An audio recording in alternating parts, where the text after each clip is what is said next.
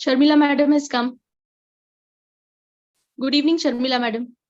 We have made it live on YouTube, ma'am. Yes. Hi, Sharmila. Hi. Hi, Pratibha. Hi, Sneha. Hello, Hi. hello, madam. Hi. Good evening, madam. Good evening. Good evening. Ma'am, should we start? Yes, please. Okay, we'll start. This is Ranjit Sahu, Head of Marketing with Walter Bushnell. Welcome you to this webinar of AMOX Infertility Committee at a beautiful topic that is enhancing fertility treatment outcomes. With this, I hand over the session to Dr. Pratibha Baldava to start the session, ma'am. Jafar, can you get the CV of Pratibha, ma'am?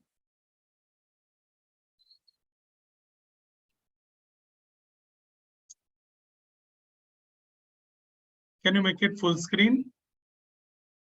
Yeah, when I talk about, go back, Pratibha ma'am, she's a gold medalist at DAP and she's a fellow of American College of Obs and Gynae.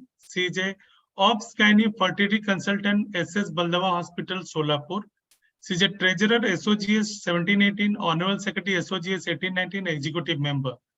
And she has presented many international papers of successful fetal outcome of 95 COVID positive pregnant patients in Jan 2022.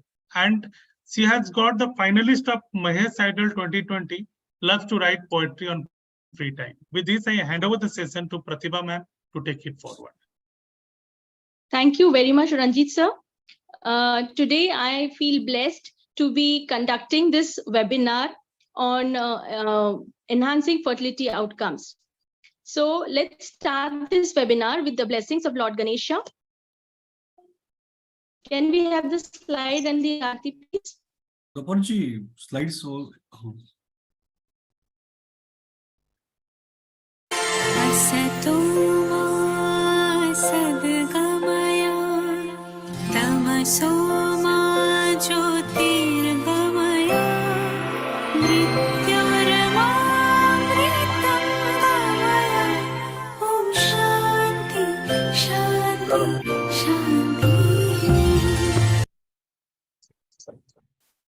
Welcome all the esteemed faculties for today.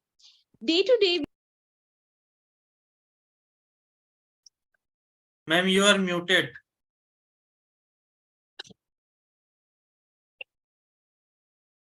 Hello. Pratibha ma'am, you are muted.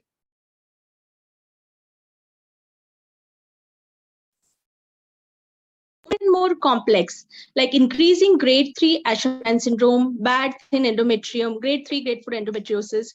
So also is the treatment for infertility becoming more advanced.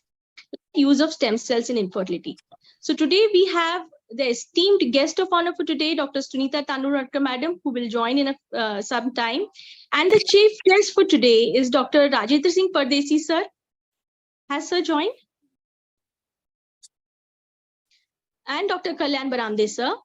Dr. Kalyan Baramde sir is the current chairperson of Infertility Committee AMOX. He is the president of IMA Latur, and he has been the past chairperson of Public Awareness Committee. Dr. Kalyan sir, I would request you to say a few words. Thank you, Dr. Pratibha, for this nice introduction. I'm here be very glad that our Infertility Committee member, Dr. Pratibha, has organized when we are going to talk on fertility enhancing treatment modalities which are available, which are going to cover all the aspects of fertility enhancement from stem cell to the medical line of management. I'm so happy to have guest faculties today and all chairpersons, and I wish all the best for this webinar. Thank you, Dr. Pratibha. Thank you, Kalyan Baramde sir. Dr. Rajendra Singh Pardesi sir is here. Sir, we are blessed to have you. Dr. Rajendra Singh Pardesi sir is the president of AMOX, and he has been the vice president Foxy in the past, and he has many international and national papers to his credit. So can we have a few words from you, sir? Yes. Good afternoon, everybody. Respected Dr. Sunita Tanwarkar ma'am, our President-elect Foxy, Dr. Kalyan Baramde, and Infertility Committee AMOX. It's a really great pleasure and honor to join as a chief guest for this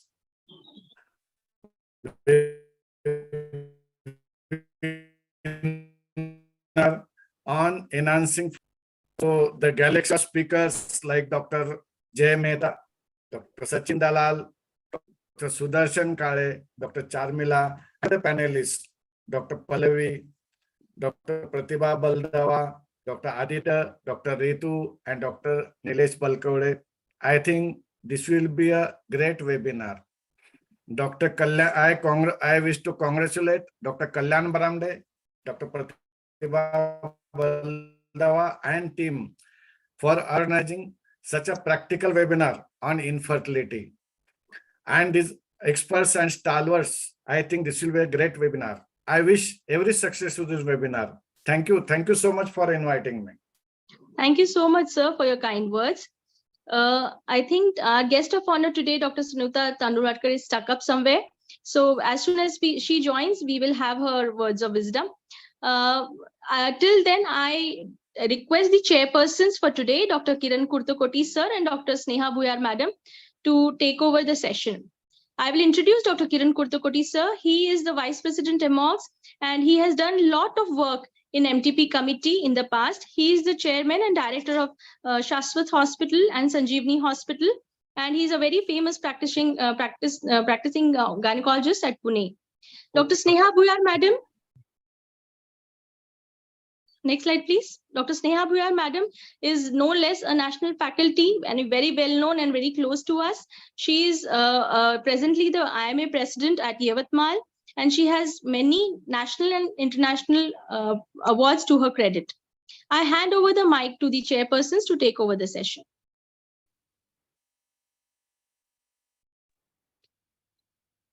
A very good evening, respected Dr. Rajendra Singh Padasi, the chief guest for today and AMOX president. Chief guest, our dear friend, Dr. Kalyan Baramde. Thank you for having us here on this platform. My dear friend, Dr. Kiran Kurtukoti, president-elect and chairing the session with me.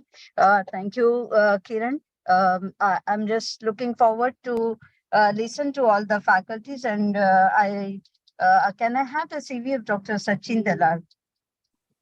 Can you please, I think Dr. Jay Mehta is not here. Dr. Jay, So we are skipping his held up talk. with an open. Yeah. So Next slide, please. Next um, slide. Next slide. next slide, please. Yeah, that's it. Yeah, so Dr. Sachin Dalal is a consultant gynecologist and IVF specialist from Mumbai, and he's got affiliations to Madhu Hospital, Banduk, and Fortis Hospital, and many other hospitals, and he's the recipient of various memorial awards, and of course, a very illustrious speaker. So I would like to hand over the mic to you, Dr. Sachin, for your please update us on various issues as we have been discussing. So over to you, Dr. Sachin. Thank you, Dr. Sneha, madam, for the kind introduction. At the outset, I'd like to thank the AMOG's Infertility Committee, Dr. Pratibha, Rajendra sir, and my dear friend Kalyan for having me on this fantastic, illustrious session and giving me an opportunity to share my thoughts about letrozole. Now, letrozole has been on one of my favorite, so as to say, medicines which I have used a lot. And today, what I'm going to be sharing is the use of letrozole in many other indications other than fertility alone. So I will just share my slide.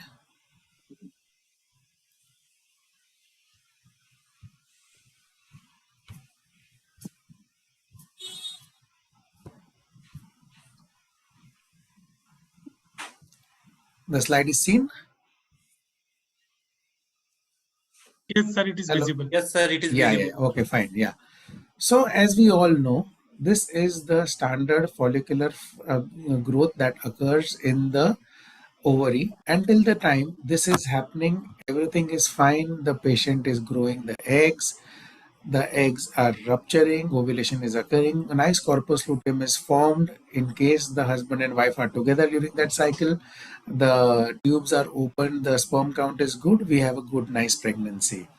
However, in PCOS, this is what does not occur, and a lot of follicles are stuck at the antral and the pre-antral phase, and we don't have the recruitment of the follicles and the growth of the follicles. And the reason for this, as we all know, is that just a moment. Yeah, there is a supraphysiologic synthesis of estrogen, which sends a strong negative feedback signals to the hypothalamus and the pituitary. This reduces the GnRH production with positive feedback on LH. We have a unique condition where the FSH is low, LH is high. Due to this, there is no ovulation that occurs. And this is a very vicious cycle, and we are always looking forward to getting out of this. So here comes our friend, letrozole. As we see, letrozole is an aromatase inhibitor. Aromatase enzyme basically converts testosterone to estrogen. When this inhibits the aromatase enzyme, estrogen secretion reduces. That sends a negative feedback signal to the pituitary. The GnRH is released, FSH is released, FSH stimulates the ovaries and follicular recruitment occurs. As we all know, clinical applications of letrozole, ovulation induction and endometrial preparation. However, there are certain other indications which we are using with great results, especially endometriosis, adenomyosis, ectopic pregnancy, arteriovenous malformation, and last but not the least, CA endometrium, CA ovary, and CA breast. Is letrozole a super drug? I really believe so. Looking at the normal protocol that we are using for letrozole in all our patients, we give letrozole from day 3 of the cycle. We do the follicular monitoring. Once the follicular monitoring is showing that she is ovulating, the follicle is growing well, we give the HCG trigger at around 18 to 19 millimeters follicular size. I wait till the time the endometrium grows up to 7 to 8 millimeters. A lot of times we see that the follicle is 16 to 17 millimeters or even 18 millimeters, but the endometrium is stuck at 6 to 7 millimeters. And then we think of adding estrogen. In these cases, what I would strongly recommend, and we've seen in a lot of our patients, wait for a day or two. The follicle will grow from 18, 19 to 20, 21 millimeters, but that will get the endometrium to nice 8, 9 and 10 millimeters. Give the trigger, do IUI if there is an indication or if there is a desire by the couple, or counsel them for timed intercourse. Coming to the extended letrozole protocol, which I have shared with a lot of colleagues, I primarily use it in PCO clomiphene resistant women and normal letrozole protocol resistant women. Mind you, there is no definition of letrozole resistant women. What I mean is we've given letrozole for standard 5 days and there is no follicular recruitment. You're given for 7 to 8 days, there is no follicular recruitment. This is where we would give it as an extended letrozole protocol. I always give a 2-month pre-treatment with metformin plus minoxidil or decanoxidil. There have been recent papers which have compared a PCO woman getting only metformin and a PCO woman getting a combination of metformin plus minoxidil, and they found that women who have got the combination have a much better hormonal profile, a much better ovulation profile, and a higher pregnancy rate compared to just metformin. I usually start with letrozole 2.5 milligram daily from day 3 of the cycle. I don't like to start from day 2 of the cycle because in normal women I've found that when we've given letrozole from day 2 of the cycle, the follicular phase shrinks, and that is something that we really don't want. So as mentioned, letrozole is started from day 3 of the cycle and continued till late follicle goes to 16 millimeters. After 16 millimeters, what we've noticed that the follicle gather its own steam. It keeps on growing on its own and you really don't need to give any other support. Why 16 millimeters? During initial patients, what I had done, when we stopped at 14 millimeters, this follicle sometimes goes into a regression, thereby leading to a cancellation of the cycle. We increase the dose to 5 milligram or 7.5 milligram One patient I've recently started with 10 milligram because there was no response to 5 milligram, 7.5 milligram, and in women with weight more than 60 kilos. I mentioned about day two. Cancel the cycle if you are planning an IUI or a natural cycle if more than 4 follicles are recruited of 14 to 15 millimeters to prevent OHSS. We all believe in OHSS free practice, OHSS free clinic, and we occasionally come across some of our colleagues who have had multiple follicles and they've given the triggers and the patients have ended up with OHSS. Trigger is always with HCG 10,000. Post COVID, I have noticed that giving HCG 5,000 has led to a lot of unruptured follicles. Thereby, after shifting to HCG 10,000, that problem has almost totally been solved. Or RA UCOG or RHCG and a dual trigger in case there is no response to even HCG 10,000. Dydrogesterone 10 milligram twice a day or micronized vaginal progesterone 200 milligram twice a day. I like to give for all my patients for luteal phase support in the follicular studies. The reason why I would like to give progesterone, as we all know, progesterone suppresses the deleterious maternal immune response by modulating the effects of Th1, Th2 helper cells. It suppresses the T cell reactions, inhibits the natural killer cells, and exerts a synergistic action with prostaglandin E2. These all help in preventing the maternal rejection of the trophoblast. Also, progesterone shows that there is support the endometrial growth for successful implantation. It suppresses the uterine contraction and also modulates the immune response to prevent the rejection of the embryo. So the extended letrozole protocol was first postulated and published by Badawi et al. In Fertility Sterility 2009. Here it was a very interesting study. What they did is they divided women into two groups. One group got 5 milligram a day for 5 days. Other group got 2.5 milligram a day for 10 days. Follicular growth at 18 millimeter was their trigger criteria, followed by intercourse after 24 to 26 hours. So comparing the short letrozole group, 5 milligrams starting from day 1 for 5 days, total 25 milligrams of letrozole. Long letrozole group, 2.5 milligrams a day, starting again day 1 for 10 days. So total letrozole consumed was the same 25 milligrams. However, what they found is ovulation rates were higher in the long letrozole group. The endometrial thickness was almost the same in pre-treatment cycles. However, at HCG trigger, the endometrial thickness was significantly thicker in the long letrozole group, and most importantly, the pregnancy rates were higher in the long letrozole groups with almost the same miscarriage rates in the long letrozole group. So probably this made them thinking that maybe extending the letrozole duration helped in increasing the pregnancy rates.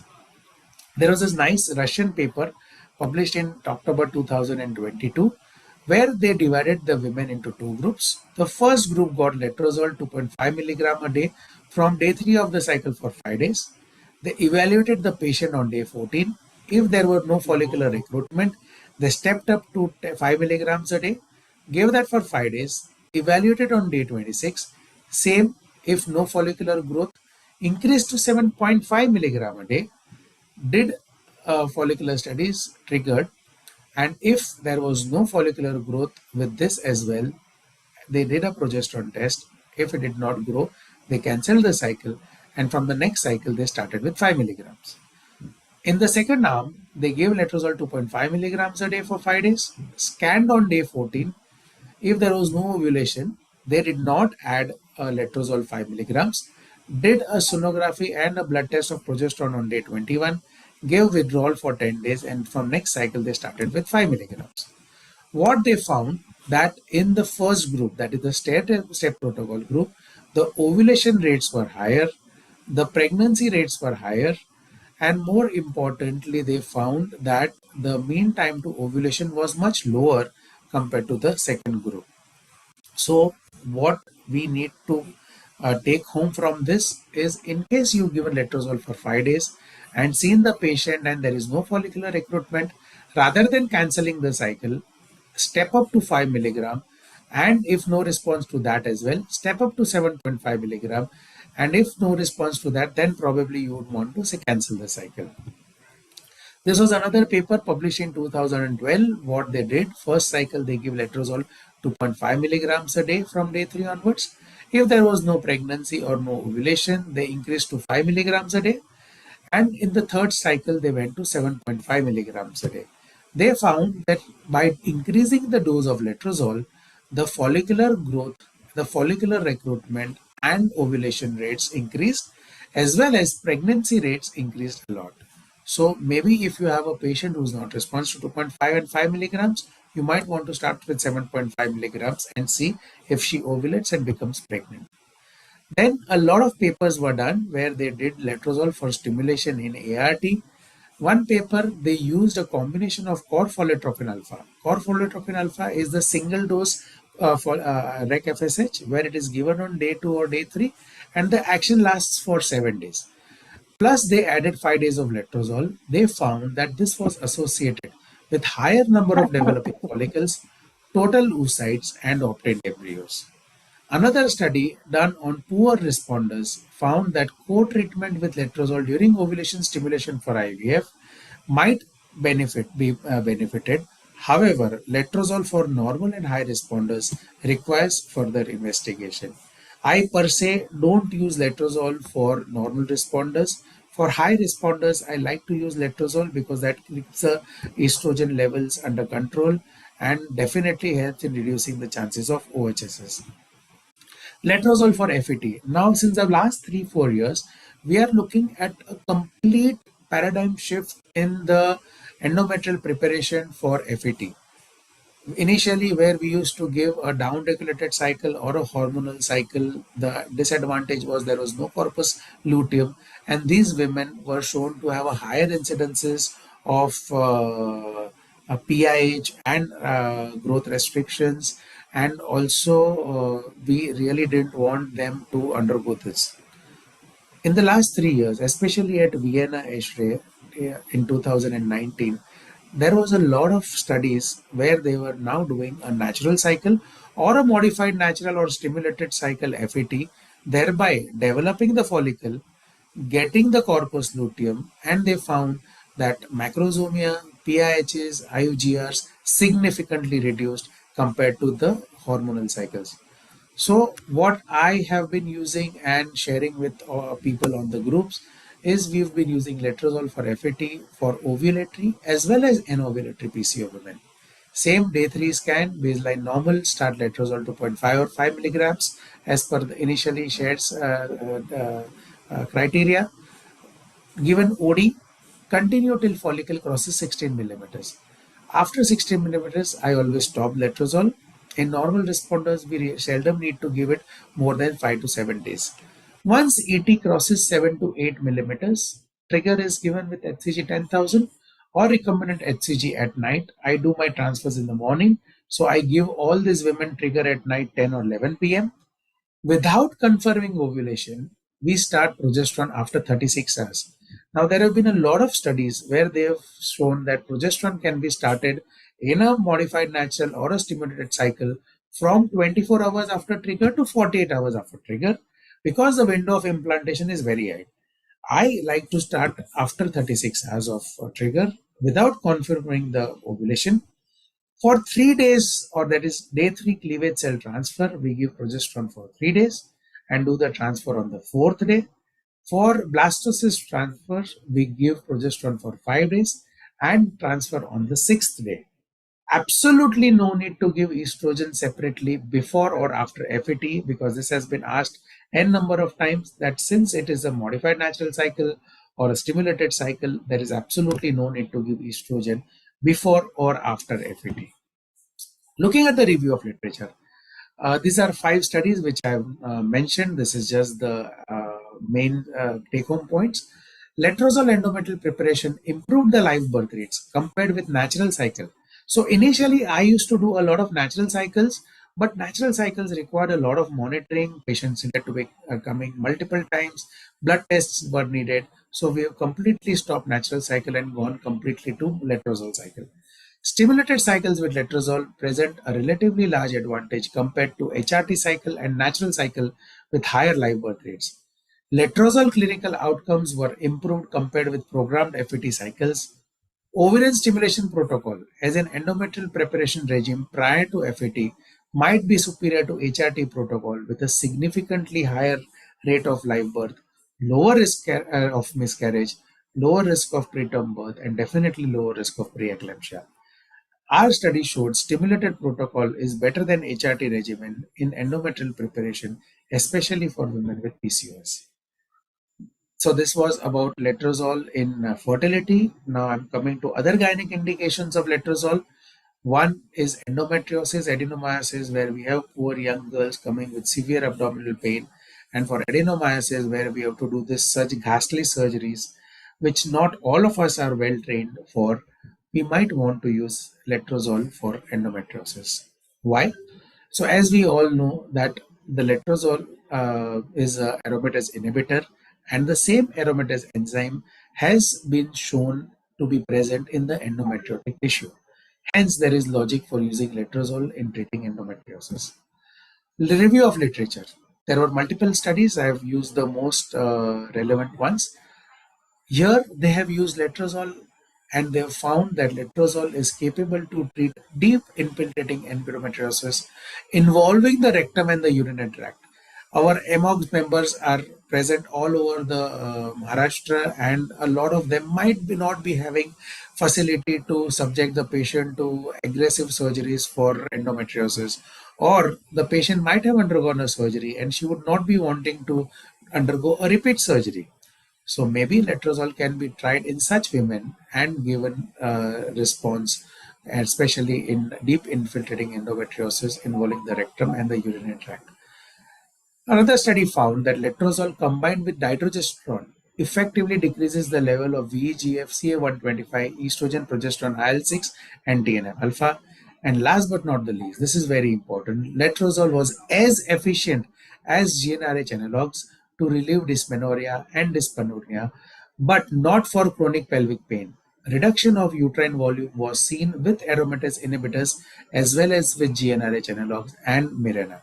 So you have a patient who's having endometriosis, who's having adenomyosis, where we used to give GnRH analogs for all these patients, given 2 cycles, 3 cycles, severe hypoestrogenism, calcium deficits. We might want to shift to letrozole for these patients. Endometriosis for ART. You have a patient who is having endometriosis. She is posted for ART. There were multiple papers. One found that gonadotropin dosage and estradiol levels on the trigger day were significantly lower in the letrozole group. No significant differences were detected in biochemical and clinical pregnancy rates. Clinical pregnancy rate and live birth rate improved after pre-treatment with letrozole added to GnRH agonist treatment versus a GnRH agonist alone. So here you have a patient who's endometriosis, who has been operated, not been operated, but diagnosed as endometriosis, where we used to only give GnRH agonist alone as a pre-treatment. Adding letrozole has been shown to improve the clinical pregnancy rates and the live birth rates. And last but not the least, combination of Lupride depot monthly for 60 days combined with daily letrozole has better clinical outcomes in IVF in women with endometriomas than depot alone. Ectopic pregnancy.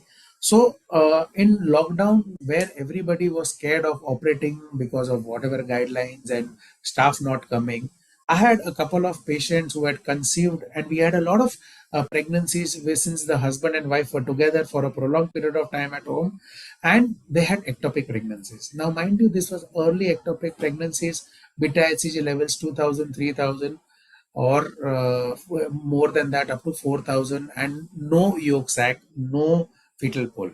So I thought, maybe just see whether some medical management is available. Methotrexate I did not want to give, because who would want to monitor these patients during the lockdown? So I came across this nice paper which gave a combination of, which compared group 1 was given standard methotrexate and group 2 letrozole given as 5 milligrams daily for 10 days. They noted that there was complete resolution of ectopic pregnancy in same number of patients. However, methotrexate was associated with statistically significant higher liver enzymes and lower blood platelet counts. And then also noted that the beta HCG levels declined faster with letrozole compared to methotrexate. So you have a safer molecule and a more effective molecule than methotrexate. Patient did not be admitted for that. And most importantly, for us fertility consultants, what they found is AMH levels after 3 months of treatment were lower in the methotrexate group, which was not the case in letrozole group and the surgery group. So I used in my patients of unruptured ectopic pregnancy and have found almost complete resolution in almost 90% of the patients. So there was another paper, and this is what now I've been sharing with all our colleagues, where instead of 5 milligrams of letrozole for 10 days, they were given letrozole 10 milligram per day for 10 days. And letrozole 10 milligram they found had a higher successful rate without any severe side effects compared to 5 milligrams a day. Similarly, I, in my 20 years of practice and even in my residency, never came across a case of AV malformation. For the first time, I had a patient whom I had done DNC. She landed up with AV malformation. Second was a patient who had taken a medical abortion kit outside and she was referred with AV malformation. And third was a patient who had again undergone a DNC outside and she had an AV malformation. So I wanted to explore whether there is some medical management for that. And I got just one paper where they used a combination of GnRH agonist, tranexamic acid for initial symptomatic relief, and aromatase inhibitor. And they found that all 20 women resolved their AVMs in 1 to 3 months of treatment. Of that, 16 women who attempted pregnancy, all, including 2 who had uterine artery embolization, 1 after hysteroscopic septoplasty, conceived spontaneously with 18 live births. So I would like to share my personal experience. 3 patients, I've given what all was their clinical history. I gave them 3 options. First, bilateral internal iliac ligation laparoscopically, a uterine artery embolization, and a medical management. I told them that the medical management was an experimental therapy. It might work, it might not work. We would read regular follow-ups. We took their phone numbers. My staff used to call them up and ask for their well-being. None of them were admitted. They were initially called for 15 days, every 3 days, and then after that, every week. So what I did, gave them Lupride Depot 3.5, 7.5 gram stat. And initially I gave a combination of tranexamic with ethamsulate for symptomatic bleeding and pain relief. Letrozole was given 5 milligram a day for 15 days. Patients were followed up on weekly basis, and in 2 to 3 months, I observed a complete resolution of AV malformations in all these 3 patients, and they got regular menses after the completion of the therapy. So there was a lot of discussion in the groups recently whether this is AV malformation or there is no AV malformation. So these are 2 images, not mine, but taken from the net, where I would like to show a difference between AV malformation, RPOCs, and something that a new terminology. As we all know in gynecology, the terminology keeps on changing. So the new terminology is the enhanced myometrial vascularity. To keep it simple for our colleagues, what I will show is that RPOCs, you will see predominant vascularity at the endometrial myometrial junction, and almost rarely it will extend up to the outer serosal surface of the myometrium. While in a AV malformation, it has to go right up to the outer serosal surface of the myometrium, and more importantly, the vascularity is significantly high in the AV malformation compared to a retained products of conception. So these are my patients. If you see what I mentioned, the vascularity is going right up to the outer layer of the myometrium on both the sides. This was the pre-treatment ultrasound image of the patient. Here also you can see that the vascularity is extending right up to the outer myometrium. And after treatment, this was her clinical picture where the vascularity had significantly decreased. This was 1 month after the thing. and after 2 months, the patient's vascularity had completely gone and become absolutely normal. Last but not the least, letrozole in cancers. It has been shown of use in recurrent endometrial carcinoma, where they've used a combination of everolimus plus letrozole, which has shown results in a high clinical benefit rate and confirmed objective response rate in patients with recurrent endometrial carcinoma. Also, they have found that data has demonstrated for a role for letrozole in ovarian cancer in both the primary and recurrent setting. Letrozole, which has a favorable toxicity profile, seems to assure a prolonged recurrence-free interval, particularly when used as a maintenance treatment in low-grade serous ovarian cancer. And also in recurrent cases, it has also led to a prolonged disease control. And of course, last but not the least, we know of letrozole. It has been used since long in ER-positive breast cancer patients. Thank you so much for a patient hearing, and thank you so much for giving me the opportunity to share my thoughts with the group.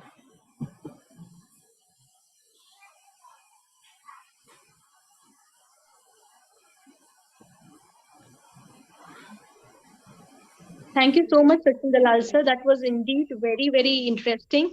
And you have unfolded many uses of letrozole in various aspects. Dr. Kiran Kurtapati, sir? Yeah, excellent talk, Dr. Sachin. The question for you, do you have any predictors or correlation between AMH values and the extended letrozole product? Sir, as I have mentioned in my talk, the AMH value, see what happens in our clinical practice. The patient has come for the first time, we've done the AMH. AMH has come, say, 3.5 or 4. We continue with our cycles. After 6 months or a year, when you repeat the AMH, in almost all the patients, you will find the AMH levels to drop. So what I rely on is not only AMH, but a combination of AMH plus AFCs. I will always give a standard day 3 protocol for 5 days and call the patient on day 8. If she has recruited 14 millimeters and above, I will probably give for only 2 to 3 days more. Call her again after 2 to 3 days and stop. If she's absolute proper pakka PCOD, volumes of 15-20 cc, AMH 6, 7, 8, 9, where we know that she's not going to ovulate, I straight give them for 10 days and call them on the 12th day. Because no need calling these women and again and again. See, after on day 12, day 13, that is when you will find that the follicle is just going to be 14 or 15 millimeters. So actually there is no correlation. It's a combination of AMH plus AFC and the clinical profile of the patient. So the already recruited follicles are going to grow with the extended Yes. protocol. Yes. Fine. Fabulous. Great talk. Thank you. Can I ask a question? Yes, ma'am. It was a wonderful talk, Dr. Sachin. So clear it was. The thing is, you were talking about the stair-step protocol for letrozole. So you Yes, would give 5 days of letrozole and do the scan, the follicular study on day 10. And then Yes, if ma'am. she's not recruiting around 10 mm, then you increase the dose. So you give for For 5 days, 5 days again. Then when will you 5. call her for the scan again? Again after 5 days they've called. So this is the Russian paper. Okay. So what they did, they gave for 5 days. See, I'll just share my screen and show this. No, So I saw that it was like the 20th day you called her for a No, I madam. think This is not this is not my study. Okay. This is the study. Yeah. So this is the study from a Russian group. Okay. What they have done is, if you see, okay, sorry. Yeah. The slide is seen. Yeah, I see. Given for 5 days. Yeah. Scanned on day 14. 14, not day 10. Okay. Yeah. Not day 10. Okay. Scanned on, again given for 5 days. Scanned after 5 days on day 26. Okay. So after giving letrozole, they waited for almost 6 days and scanned on. So you can say that after stopping letrozole, they scanned after a week. Okay. The same length they kept for every time. Yeah. Yeah. So same length. So they stopped letrozole, waited for 6 days, and 7 days they scanned. Okay. So this is something which I don't do. What I do is what I mentioned here. I give continuously without stopping till the follicle crosses 16 millimeters. So you give 5, then after 5 days you do a scan and there's no follicle, then you again give 7.5, Continue. and then after 10 days. Okay. Yeah, there is no stoppage of letrozole in between. Okay. There was one study where they gave letrozole, and when the patient did not respond, they gave clomiphene. They combined both over ovulation. So this does not make sense, you know. There was another paper, what they've done is they've given a combination of letrozole with clomiphene, not letrozole ke baad clomiphene. Okay. And they have found that a combination of letrozole plus clomiphene has given them a higher ovulation rates compared to plain letrozole. Okay. But here it does not make sense, because here you have aromatase inhibitor and clomiphene is an anti-estrogen. So how do both combine? You know, so physiologically it does not make sense. The logic is you're giving a centrally acting anti-estrogen with a peripherally acting anti-estrogen. So the combination, if there's a local factor, it will help if you give letrozole, and suppose her pituitary is the one which is causing problems with increased LH, probably that works. Because when I mentioned about the study in a talk, there was one person from Chennai, and she has done for 40 patients. She has given letrozole first, and the patient, when she did not respond on day 10, she has added clomiphene for 5 days. And she said she's having a good ovulation rate and a pregnancy rate. And I've asked her to present in the next meeting. So she said it works, because during COVID, she couldn't call the patient for gonadotropins where they did not respond. So she gave these drugs for the next 5 days, and she said it works. So I've tried in some of my patients. I gave that one protocol of giving both letrozole and clomiphene at one go, and check on day 10 for those patients who did not respond to the regular dose of letrozole, and they've responded. But the response is much better when you give one after the other. You give clomiphene first, and then when she's not responding on day 10, you add 5 days of letrozole. It works. You just try in one or two patients. So madam, you mentioned that Chennai doctor is giving letrozole first and they're adding clomiphene. Yeah, then adding clomiphene. While you mentioned that you are giving clomiphene first. No. I also gave letrozole first and then added clomiphene. Very interesting. Let me try that. And she's got 40 cases, she said. So I told her to present, and I tried in one of my patients, and she's pregnant also now. Superb. So maybe this is a take-home point for me as well. So maybe letrozole with clomiphene might give a better ovulation. Because nice. I tried that combination of both together and did not work for not two patients. So when I presented it in one meeting here in Tamil Nadu, she came up with saying, like, I've got 40 cases, and I gave one after the other. And she said it gives better results. So I started that, and now one of my patients is pregnant. She's around 6 weeks. Lovely. Thanks for sharing that. You can't try that. Because the stair-step protocol is something which we have not tried much, but I think we'll start that also. Because extended protocol, we get quite a good number of results compared to the regular protocol of 5 days. That's 7 to 10 days. So this is what I've been, so I used to get a lot of queries in a lot of groups that said I've given letrozole for 5 days and nothing has grown. Should I cancel the cycle? So that is the reason my slide of extended letrozole protocol has been shared, at least by me and by other colleagues, so many times that almost everybody knows about the extended letrozole protocol. And I know of more than 100 doctors who have personally communicated me with excellent results of ovulation and pregnancy rates with the extended letrozole protocol, especially in women with PCOS. And here the main thing is that the usage of gonadotropin reduces significantly with our extended letrozole protocol. So you have a woman who's not, affording or not wanting to go for gonadotropin, the extended letrozole protocol is giving fantastic results.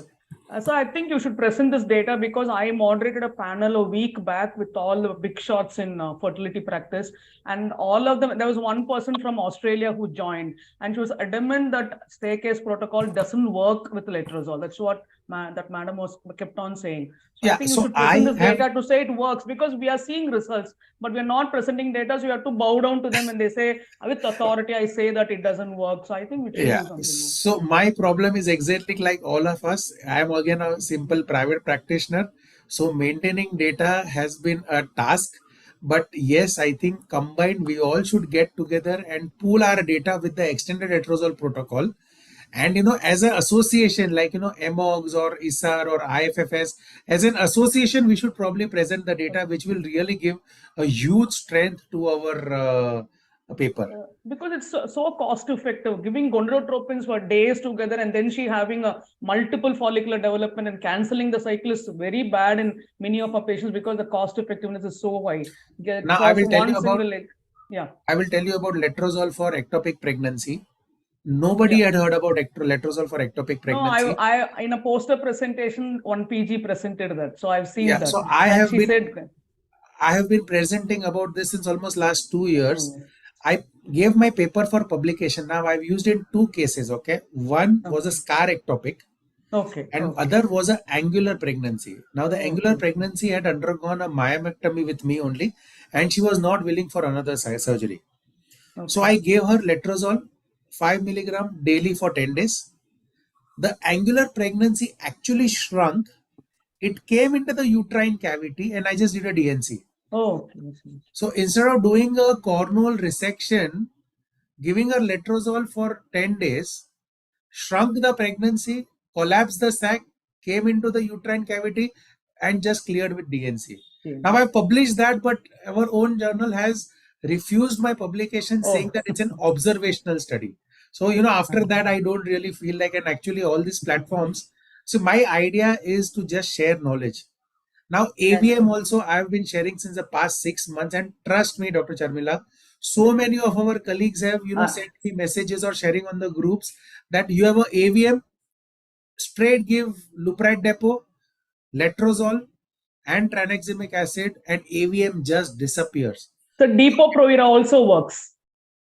Madam, the study was not with Depo-Provera. Depo-Provera Study works. was not with Depo-Provera. Study was with single shot of Lupride depot. Lupride. So, somebody, because what can happen, why I'm saying Lupride depot, in case somebody chooses to file a suit against me, I have a published paper in an international peer-reviewed journal, which they have published 20 patients, which is a huge data. Yeah. Like with my 25 years of practice, I have seen only 3 patients of AVMs.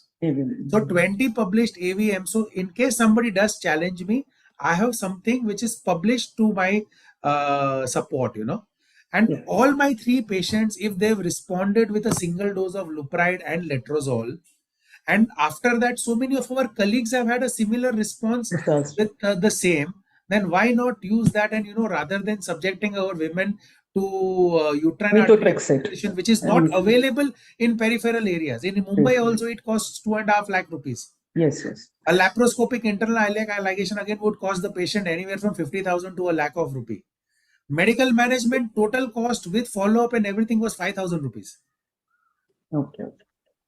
Because we did in an ICOG journal club this letrozole, this thing for ectopic pregnancy, and the same response we got from the international faculty. They said, we are getting more responses now. I think Indian data will make a big difference, and you should take the lead. We will all listen to that. Yes, thank you so much for those encouraging words. Even I've just to share with you, even we had at least 5 cases, and 3 of them responded well to letrozole and leuprolide.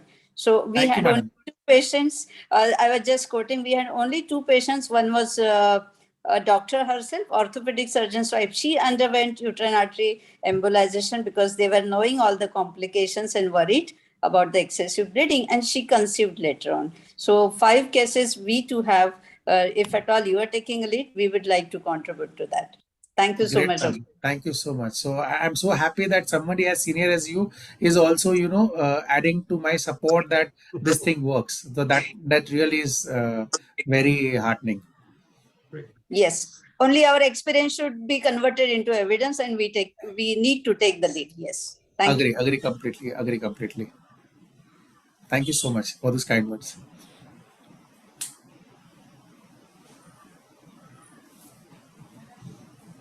Dr. Pratibha, you are muted. You are muted, Pratibha. Yeah. Thank you so much, Dr. Sachin Dalal sir, for that lucid talk. May I ask Dr. Kiran Kurtakoti sir to welcome our next speaker, Mr. Sudarshan Kare, who is an embryologist. Can we have a slide, please? Great. It's nice to have an embryologist on the board. Welcome, Dr. Sudarshan Kare.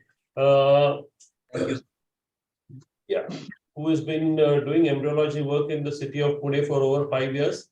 He's associated with Vasundhara IVF, Indira IVF, Progenesis, and Femcare Fertility. And we look forward to your talk, Dr. Sudarshan. Please get on with your talk. Thank you,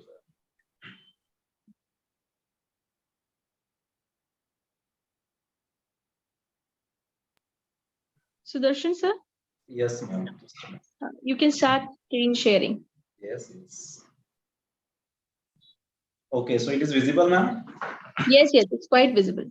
First of all, I would like You to. can enlarge the screen, start slideshow. Okay. Yes, yes, it's quite visible now. Yes. Good evening, all of you. First of all, I would like to thank Dr. Pratibha ma'am and all team members to allow me here express my knowledge regarding the embryology. So today I'm going to discuss the two main factors of embryology which enhance the our results. First thing is that IVF lab maintenance, and second one is the embryo grading. So as we know, IVF lab is the heart of any IVF clinic. So everybody specifically taking care of that.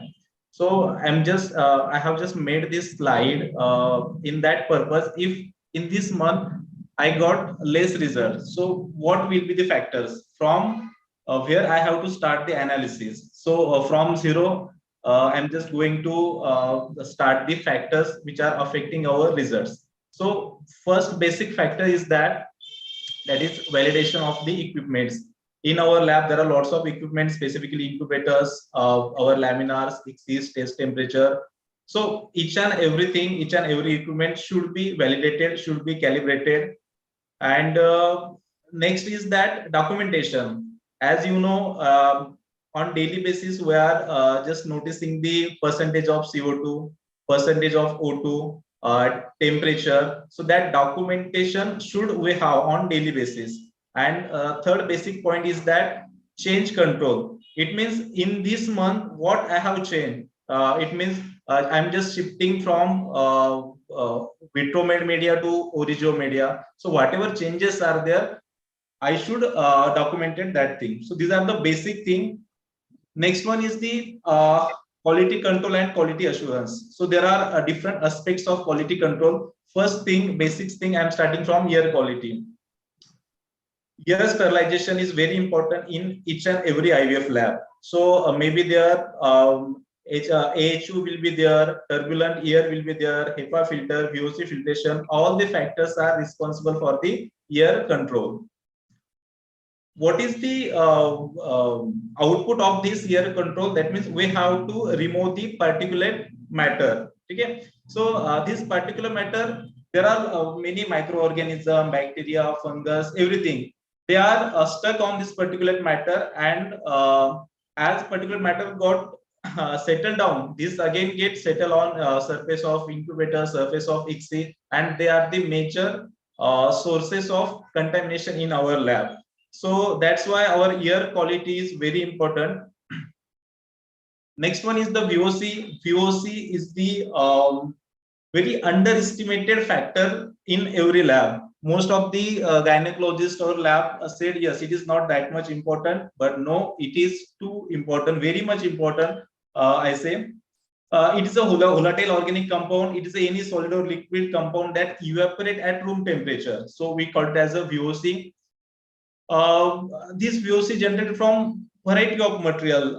It may include your construction material, your furniture, flooring material, cosmetics, perfume, your mehndi, nail polish, even laboratory plastic wares, then your gas cylinder, insulation of our fridge and all. So these all are the factors, these are the sources of VOC. So VOC can harm the sperm motility, even having the detrimental effect of embryo development, embryo grading, etc. So we should take care of the volatile organic compound, and for that we have VOC meter in our lab also. Next parameter is temperature and humidity.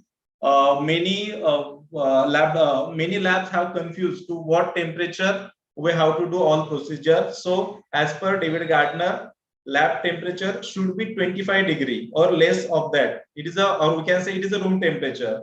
And if we are talking about the humidity, it should be up to 50% is okay. So 40 to 50 is recommended, but yes, up to 60% humidity is also good to give you a good results. So again, there is a relation between humidity and temperature.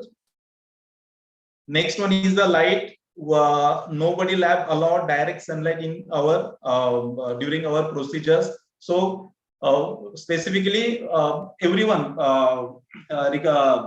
recommended the dark for the all procedures, for your pickup, for your exceed, denudation. Why dark? Because blue region of our visible spectra, that is 400 to 1500 nanometer wavelength, then this blue light is very harmful to our gametes and our embryos.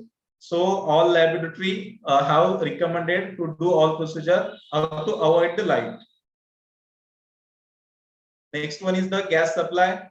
Generally 5% of 5% of O2, 5 to 6% of CO2, and remaining nitrogen is required for any IVF culture. So we should very careful about the gas supply. We should daily assess the percentage of gas in our all in cylinders, and all daily checking should be there. Next and main important part is culture system. Most of the time we see that embryos arrested at day 3 stage. They are not growing or they are not formed deep blast. So this culture system is very important for that. So why culture system? Because it mimic the in vivo condition that we are doing in our in vitro. So it provides a dynamically stable environment for embryonic development. So temperature is one of the major factor in the culture system. So this temperature is inside the incubators. So we prefer this should be 37 degree, as human oocytes and embryos are very sensitive to alternation in temperature. Specifically, oocyte got meiotic spindle got changes in meiotic spindle after there will a alternation in temperature. So we have to keep stable temperature for all procedure. Then pH is one of the major factor. Then as we know, there are very detrimental effect of pH on embryos also. Yes, this is one slide I want to share you with all. I just take out the dish just for 1 minute and keep that dish again back to the incubator. Within that 1 minute, pH got changed drastically. So whenever we are handling in the lab, we should very strict about the timing. So try to keep dish or try to keep culture media as early as possible back to the incubators, because it is very important. These are the effect of pH fluctuation. It may reduce the blastocyst formation, reduce hatching, lower cell number, increase apoptosis, and reduce fetal weight also. Next factor is osmolarity.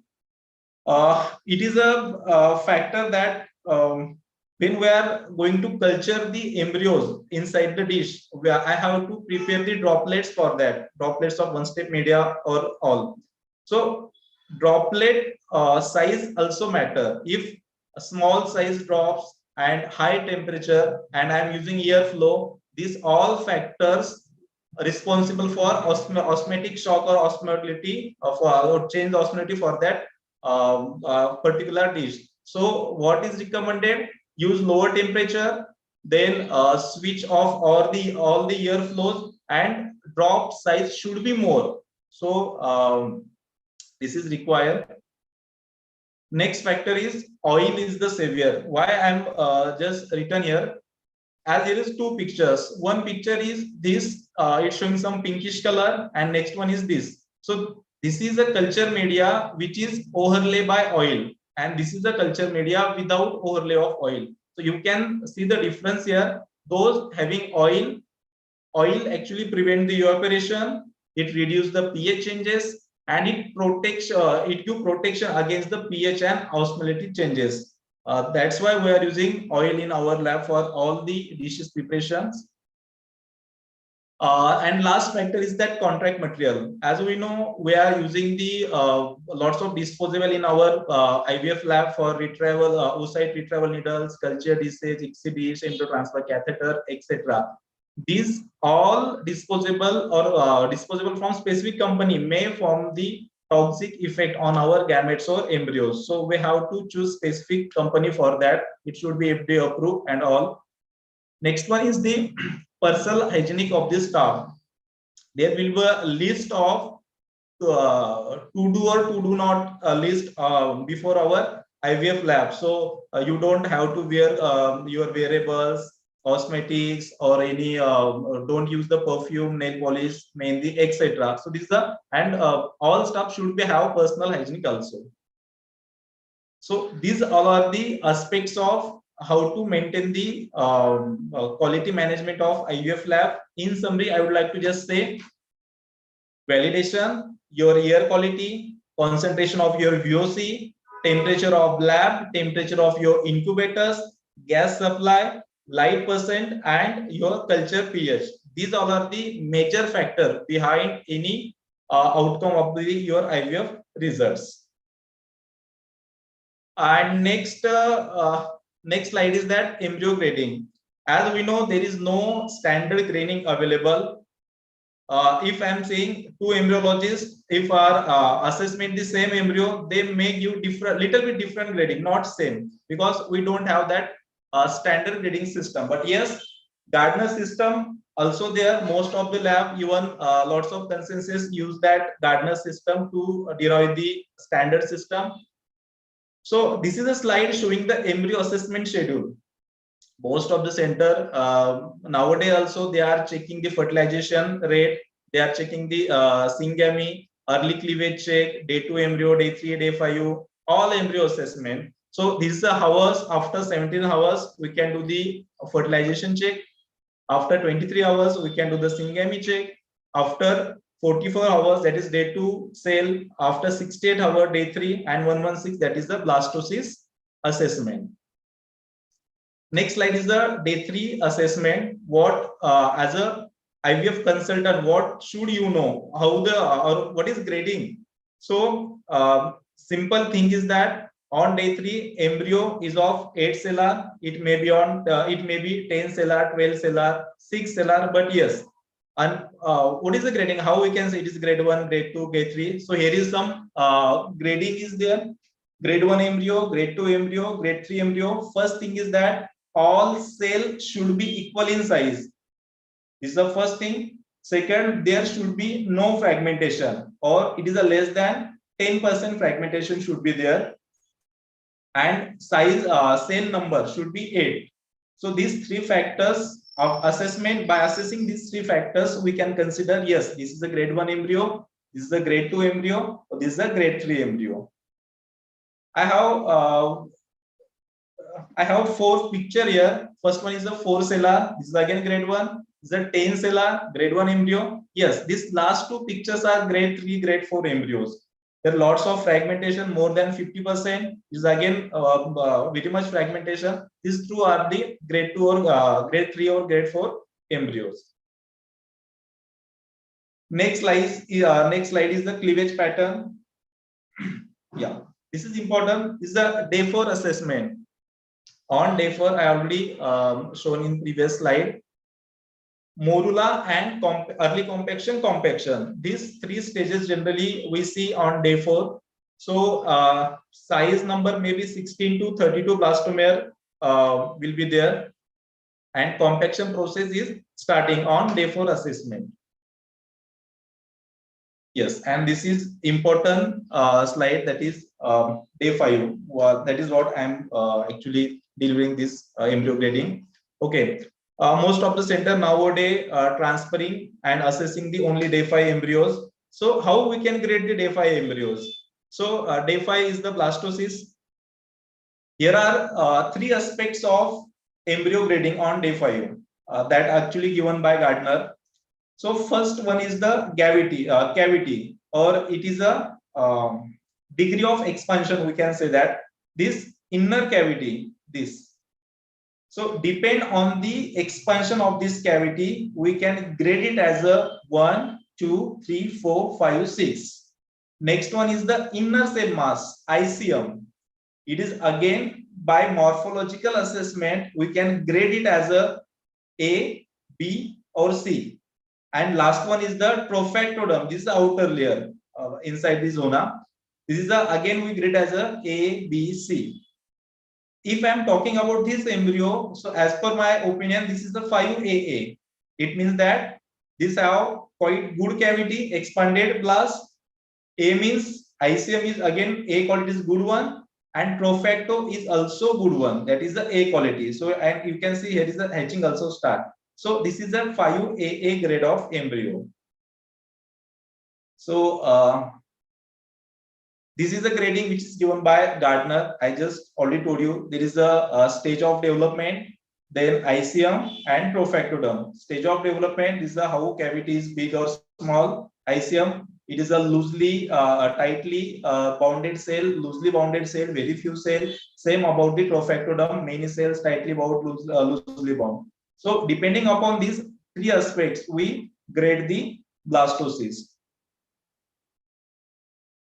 Yes, many of the as I am doing freelancing also, so many of the gynecologists or many of the IVF consider expect there should be 100% blast rate. You have injected 5 oocytes, so 5 blasts should be there. But yes, it is not there. It is the overall blastocyst rate is 40%. So good blast rate again lower than the 40%. This is the Vienna conference slide. Yes. This is a embryo grading, and we can expect the success rate from any particular embryos, but yes, it is not 100% true. This chart shows that this blue color 5AA, 5AB, 4AB, 5AA, 3AA, these all are the grade 1 embryos. Then again there are this second one 6AA, 4AB, 5BB, 4BB, 3AA. This is again good blast. Then there are some poor blast also, and this last one is the CC means grade 3, grade 4 embryos. So we have to discard that. So by this grading, we can in some amounts we can expect the results from specific patients. This is the blastocyst gallery. I already show you this early blast. This is a 3A, and this is the 5AA. It is a totally hatching embryo. Yes, and this is our IVF lab. Thank you.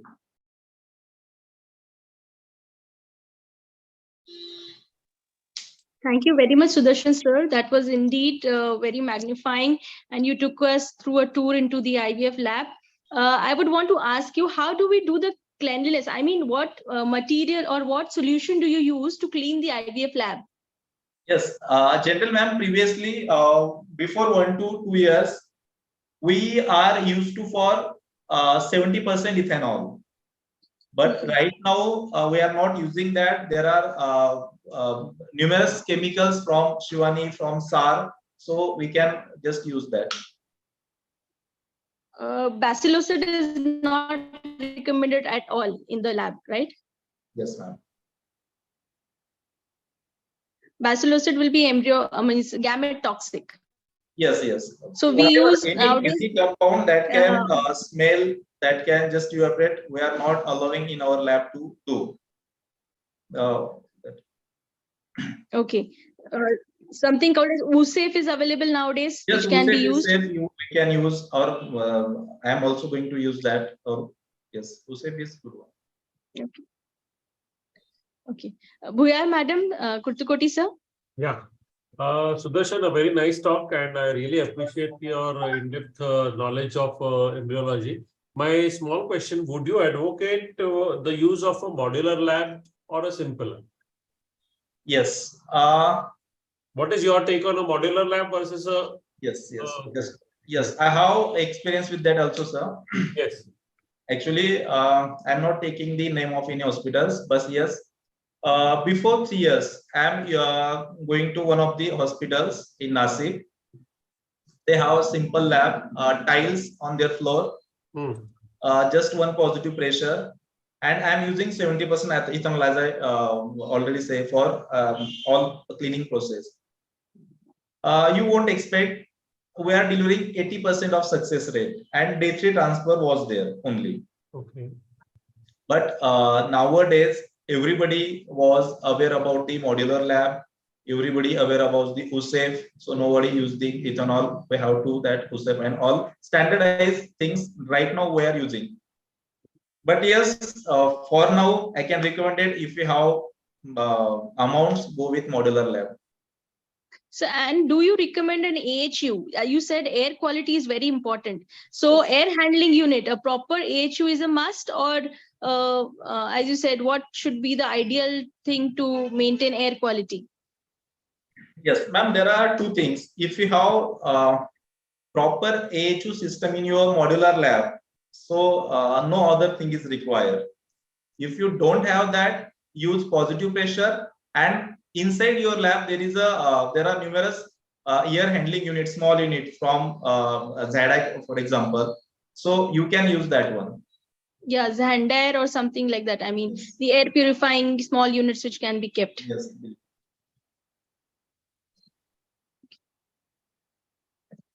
Okay, I think that was very good, and you gave us insights into what can be done to improve the quality of our IVF lab. And I think a good IVF lab is the backbone to give good IVF success rate also.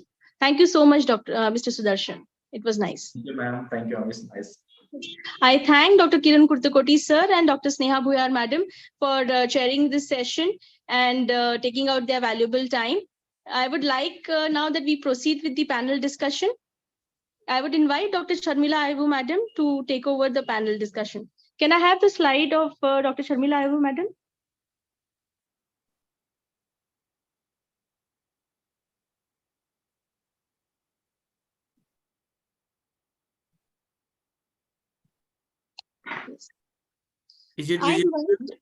Yes. I invite Dr. Sharmila Aivu madam. She is the Vice President elect FOXY 2024, Chairperson of Clinical Research Committee FOXY 2016-2017.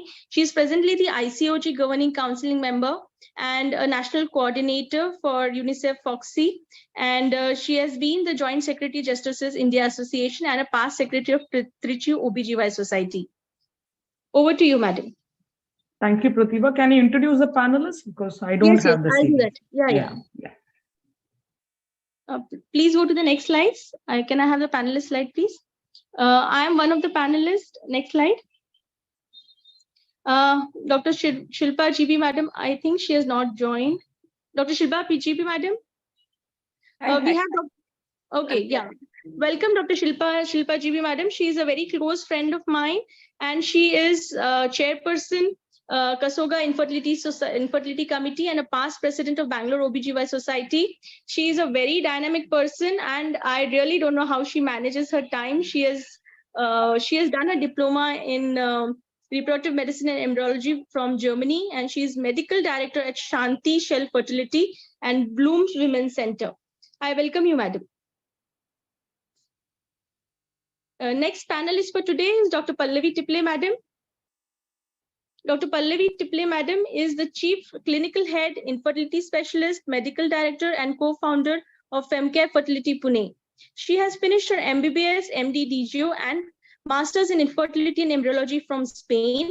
She has done a fellowship in infertility at Gupte Hospital and done her fellowship in main fertility from USA. I welcome you, Dr. Pallavi Tiple, madam. Thank you so much, ma'am.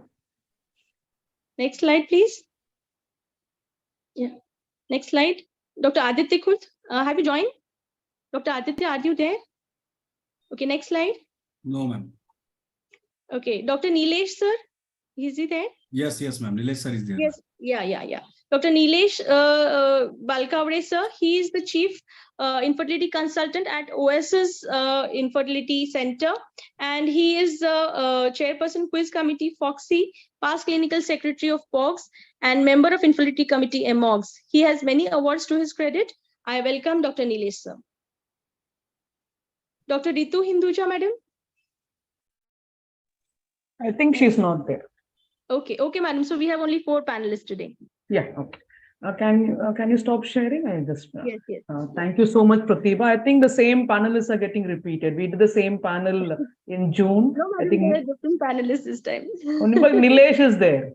Nilesh is there, and yeah, I think Pallavi also was there, right? No, Pallavi was not there last time, ma'am. Oh, Shilpa okay. GB madam and Pallavi madam are new this time. Okay, so we'll get something out of them. The same. Yeah. We'll create a controversy and ask them to help us out, because I think we'll agree, because we had the panel last time. So I would like to welcome Dr. Pratibha. I'd like to thank her for the opportunity.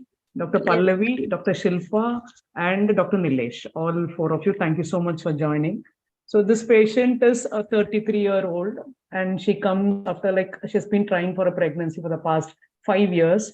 There's no male factor. There's a normal semen analysis apparently, and they've had a HSG done elsewhere, and they've been advised assisted reproduction in another center. And they say they do not want ART. Like, is there anything else that you can do which will help the couple become pregnant? So we'll ask the new entrant, Dr. Shilpa. Yeah, hi, ma'am. Yeah. So in our city, what we usually do in such cases is we do a. You want to see that picture again? I'm sorry? You want to see the HSG picture again? Yeah. I saw it.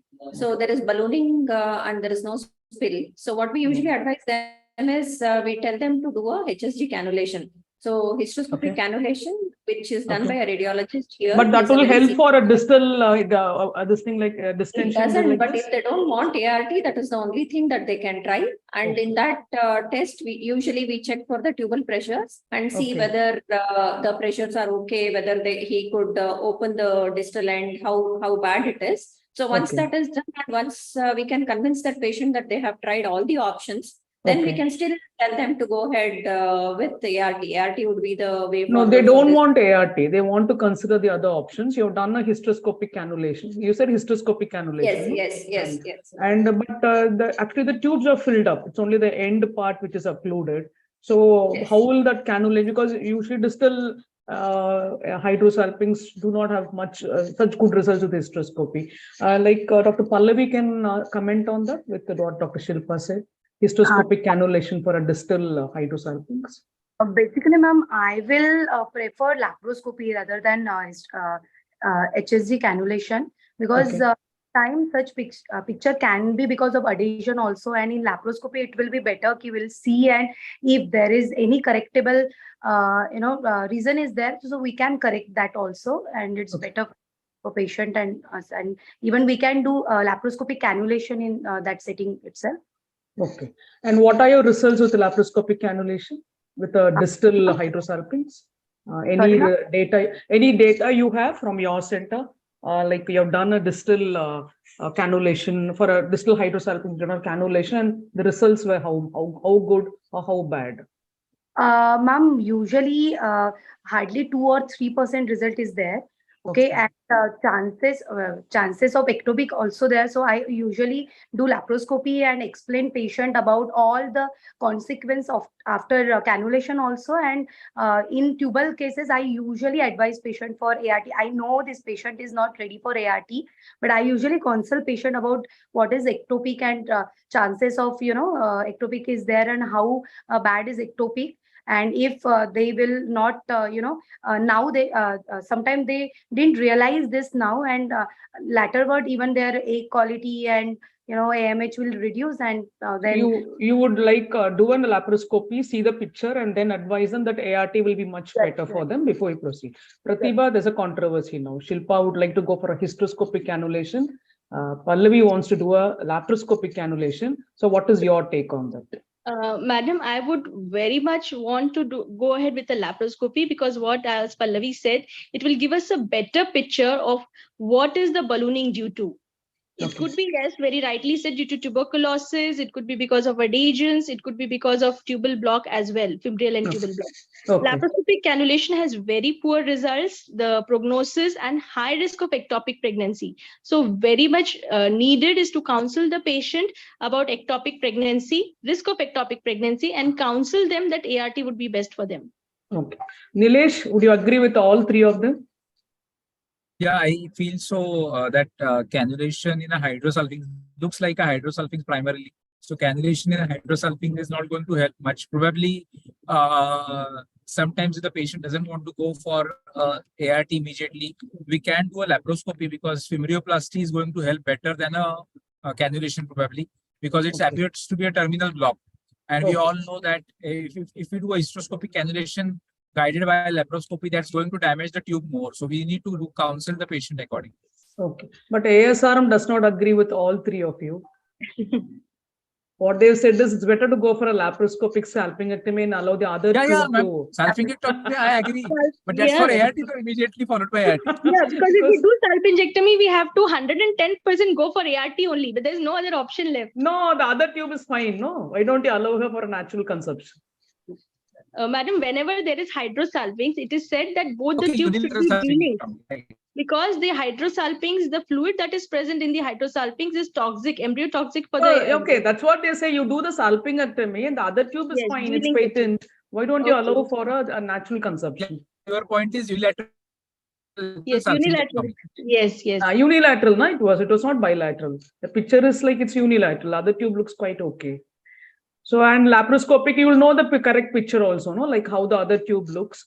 And suppose other tube looks good, you can actually allow for a natural conception. But as all of you said, if you're going for ART, it's better to treat the hydrosalpinx before you go for ART, because I think Pratibha said the toxic fluid is going to cause more problems to the growing embryo.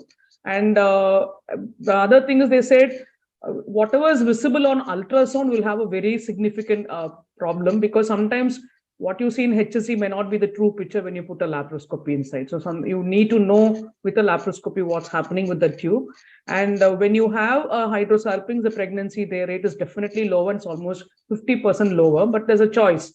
Suppose she's got other factors normal, you can clip the tube or remove the tube and then wait for a natural conception, and she's not conceiving, then ART will be the best option for her, because managing the distal tube with so much of damage may not be a good effect, because already she's 33 years old with 5 years of infertility under her. And there are RCTs which are comparing when you're doing a salpingectomy with people with hydrosalpinx and ART. It gives much better results if you do a salpingectomy before you go for an ART. But there's another controversy. Would you like to clip the tube, or salpingectomy is fine? Dr. Shilpa? No, in You case do clipping there is or not- salpingectomy? Yeah, I would prefer salpingectomy as the first option, ma'am. That is what I would do. But if there is a lot of bowel adhesions, in case if I'm not able to access the tube completely, then I mean, for the safety and with my expertise, whatever limitations I have, depending on that, I would go ahead with clipping. If I am Why unable not to- clipping for everybody? If it is only for access, why do you want to choose clipping? Why not clip? Because it's simpler, no? Finish it off and come No, back. but that is the primary source, primary region for the development of CA ovary in case later if there Okay, is anything. okay. For So- that sake, you would like to do Yeah, something. yeah. Okay. Yeah, and that's the remote complication. I would like to add here that it's going to cause pain to the patient, because sometimes No, it's painless for her. We are not adding pain to her at all. No, ma'am. In some cases, if it's a terminal block, okay, and if we clip it at the medial end, now this fluid is going to accumulate in the tube and it can cause pain, because we have stopped its source of draining from the medial side. Okay. So that complication, if you have to prevent, we have to go for a salpingectomy. So, okay, that logic is there. Dr. Pallavi, would you like to agree with both of them or disagree in any way? I will prefer salpingectomy only. Why salpingectomy? Because Nilesh had an opinion. Yes, Shilpa also had. What is your take on that? Why? Both factors, ma'am. Sometimes it causes pain also, and if we kept a diseased tube there, so there is always chances of lateral complication and cancer is there. So why not just fenestrate it, let out that fluid and keep it open? That also, it will also heal, no? Yeah, but that also, if that is disease and lateral, cancer probability is there. So why not? If we are Very remote complication. So I created a controversy. Pratibha, you should answer that now. Madam, as I said previously, when it is a hydrosalpinx tube, the fluid is embryotoxic. So even if we clip it, there can be dripping of fluid back into the. No, if you do a good laparoscopic clipping, it will not drain back. No. Nilesh, you agree with that? Salpingectomy. Yeah, good laparoscopic clipping, it would not drain back. It should not drain back actually. So what is the logic for? I accept Dr. Shilpa's contention, because sometimes Good access is laparoscopic very when you have TO masses, access is very poor. So clipping may be feasible, but I'm just creating a controversy there. I know most of us would like to do a salpingectomy, but if it's quite easy and it's equally effective as salpingectomy, why go for a advanced procedure? But that logic of maybe it turns cancerous later on, because we know that inflammations can aggravate an epigenetic effect there. So maybe that is the reason. But when it comes to clipping and salpingectomy, actually they have equal results. In 2 randomized controlled trials, proximal tubal occlusion was as effective as salpingectomy for restoring the pregnancy rates. But as Nilesh said, there's a theoretical concern that the proximal occlusion which you do may cause an increase in the size of the hydrosalpinx after the procedure, and she may go on to have pain, infections, and all that. For that reason, what they say, suppose you have a patient where you cannot do a salpingectomy because of the access, you do the proximal occlusion and fenestrate the hydrosalpinx, and then that will actually take care of the collection later on.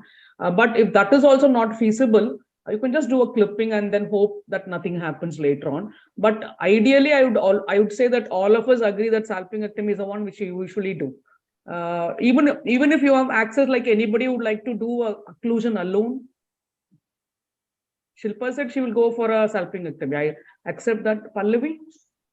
Salpingectomy.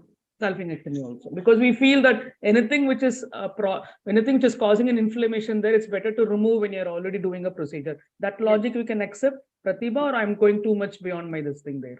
No, I think, Madam, salpingectomy is what still we would like to go ahead with. Yeah, because we know there are theoretical concerns that anything can happen later on with an Yes. inflammation, source there. So Yes. will salpingectomy reduce the ovarian reserve? Pallavi? No. No, it will not. Shilpa? I actually do salpingectomy where I clamp very close to the tube, and I try to maintain the vascularity to the ovary as much as possible. Handling should be very minimal. So if you do a proper surgery, it should not cause ovarian reserve. Yeah. Pratibha, Nilesh, you agree with that, or you'd say like Yes, it because may reduce ovarian reserve? the surgical method that is used to do the salpingectomy preserve as much as possible the vascularity to the ovary, and the cutting should be very close to the mesosalpinx. So only the tubal part should be removed. Most of the mesosalpinx should be preserved. Okay, so you agree with Shilpa. You're not disagreeing at all. This is not nice. You should disagree for the sake of it at least. No? But because both of your friends, because both of your friends, okay, accept that. Okay. So as all of you said, there's no difference between there's no difference in the ovarian reserve just because you've done a salpingectomy. But as all of you said, it has to be a very meticulous surgery where you avoid damaging the vascular supply to the ovary as much as possible. And in a study where they studied IVF after salpingectomy, they found out no significant difference in dose or duration of gonadotropins used or the peak E2 levels. So there's no difference in the number of oocytes retrieved or the embryo quality between cycles in both the ovaries. So suppose it's just an unilateral hydrosalpinx with infertility, like this patient. Would you like to wait after the surgery and allow her to have a natural conception, or all of you will say like better go for ART now because the hydrosalpinx has been removed? It's better that you have a better outcome. What is your thought on that? Can I ask Pratibha? Madam, since the other tube is normal and we have confirmed that, we can allow her for natural conception. We can wait for some time. How much time will you give her? If she's beyond 35 years, I would like to wait 33. She's 33. She's 33, so we can wait for maximum 6 months, ma'am. 6 months. I would allow for 6 months. It's almost like secondary infertility. You'll just say wait for 6 months and see what's happening. Yes. Nilesh, how many months will you wait? Ma'am, I think there is no guideline on this, but as everybody will give their experience what they have. But I feel that we can give her time. But one counseling has to be made to her that she probably has a more chance of ectopic because the cause of her hydrosalpinx might be an infection. So that has to be counseled to her before we give an option. Okay. That is, even if the other tube looks quite okay, she can still have a chance of ectopic. Yes, ma'am. Okay. Yeah. So laparoscopic salpingectomy or an occlusion of the tube should be considered before IVF in communicating hydrosalpinx. But when they have a unilateral hydrosalpinx, you can do a salpingectomy, but you have to remember, even when they have a unilateral hypersalpinx, that IVF is a much better option. But there are case reports where spontaneous pregnancies have happened after a salpingectomy for a unilateral hydrosalpinx from the other tube. So you can give a trial. Suppose she is not older person and there's not a long period of infertility. And suppose you're seeing a unilateral hydrosalpinx, you put your lap inside, you're delinked that tube by salpingectomy, occlusion, whatever. If the other tube is patent and suppose she's an older age lady and you think ART may be needed for her, will you clamp that? Will you occlude the other tube also, even if it is patent, just for the sake of it? No. Shilpa, no. Okay. No, ma'am, that's not emphatic advisable. in no. Pallavi? No, that's not Yes, advisable. ma'am, I will, because if her age is more, AMH is low, long-standing infertility, and one unilateral hydrosulfings, and if positive factor is endometriosis, TB, infection, so there is always chances of. No, nothing is there. This tube was damaged, so they've removed the tube. The other tube looks quite okay. And the spill is also there. Would you just for this, because Nilesh said there is a chance of ectopic pregnancy in the other tube when she's got an infection in the tube which you're seeing there. So that because of the theoretical concern, will you go and clip the tube No, or remove it? On her factor, and I will counsel patient about all the possibility. If patient want IVF only after because of other factor, and will discuss with patient about chances of failure. No, she says you do whatever you want, but we know that she'll blame us after everything is done. But she's at that point at counseling, they'll say you do whatever you want, but I want a baby. That's what most of her patients say. Yeah, in that case, no. No, you're not. Yeah, okay. But if factor is there, I know that that because of infection, TB, or all factors.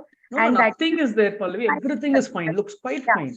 Yeah. Because so we face the dilemma most of the times, because when you put your lap inside, you see one tube is damaged, you've got a consent for that tube to be de-linked and you've done it. The other tube looks quite fine, but it's running in your mind, as Nilesh said, suppose there's a chance of ectopic in that pregnancy when she'll go for a spontaneous. Should I de-link that tube also? Because that consent you should take before you start your laparoscopy. Yes, yes. I will counsel everything, and then only I will take a call after discussion, after written consent also, ma'am. Okay, because Nilesh brought that picture of the other tube being damaged without being known. I will ask Nilesh now what he will do. Nilesh.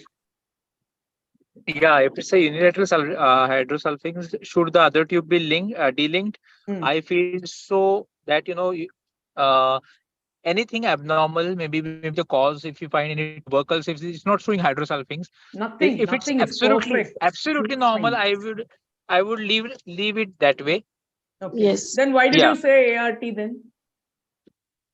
Yeah, because even if that tube is normal, that chance of ectopic still remains, and so then you should de-link the tube, no? Yeah, I know, madam. I know, but I will be placing the embryos really at the center of the uterus, 15 millimeters away from the fundus, so that they don't travel. Sometimes the patient has that psychology that my tube should be there if I want a that's what I'm saying. See, severe endometriosis, tubes damaged, but the tube is patent, means she'll say, leave my tube, I want a trial for a spontaneous conception. So that's why when you said that, I know that I'll get you into the controversy. Damn it. So I waited for that. Yes. Agree. Okay.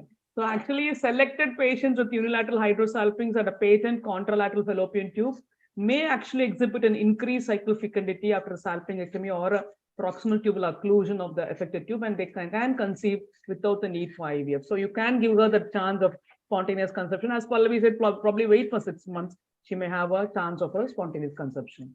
What about ultrasound-guided aspiration and sclerotherapy for hydrosalpinx?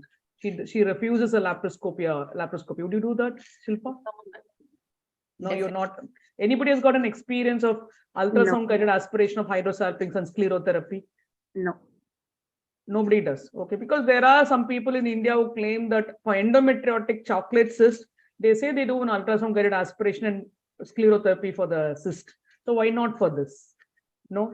Should we try it in the future? I think so. It should not be done. Done. Okay. Yeah. With the chance for infection. Which goes through the vagina lead to infection into the peritoneal cavity or into the ovary or into the tube. So any manipulations through the vaginal route should be avoided as much as possible. Okay. Yeah. Shilpa, can you rename yourself? Because now it's come as faculty for me. Can you rename yourself, please?